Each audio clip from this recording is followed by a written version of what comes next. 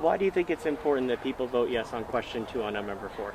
Well, there's only 1 million acres left, so we're dealing with a finite resources. So what we do now is going to have a profound impact long into New Jersey's future after all of us making this decision are gone. So this is a chance to have a legacy and one that's a productive one.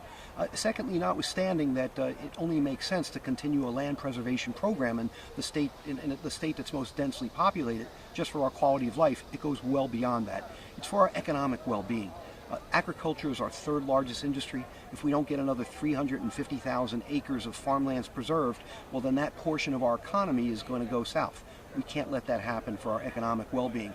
The biggest issue from an economic perspective is water assets. Right now, or going back 10 years ago, Rutgers was saying if we kept developing the highlands, which is the aquifer for 50% of the drinking water of the 9 million people that live here, that within 40 years, we'd be in a position just to get clean water to have to spend an additional $30 billion with a B dollars.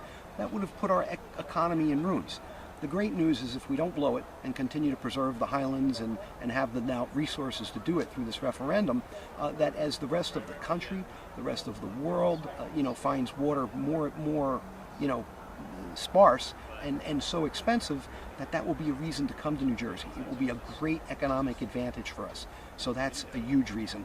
The other two reasons are economic as well. We see with Blue Acres, that component of the program, not just with Superstorm Sandy, but with climate change, there are places that frankly probably should have never been built on, and also with climate change that just have the area is going to call for reclamation.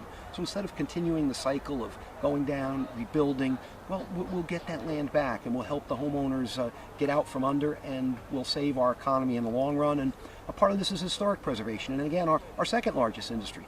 And in order to be able to preserve sites around the state, we're assured that tourism dollars continues to come here. So forgetting about all the amorphous reasons of open space and quality of life and preserving the natural environment, sure, that's important, but you do it for your pocketbook. And no new fees. These are existing revenues that are out there, and we're just allocating them and earmarking them for the environment. So that's an important factor to know too. Not the old way of borrowing, but rather using existing funds.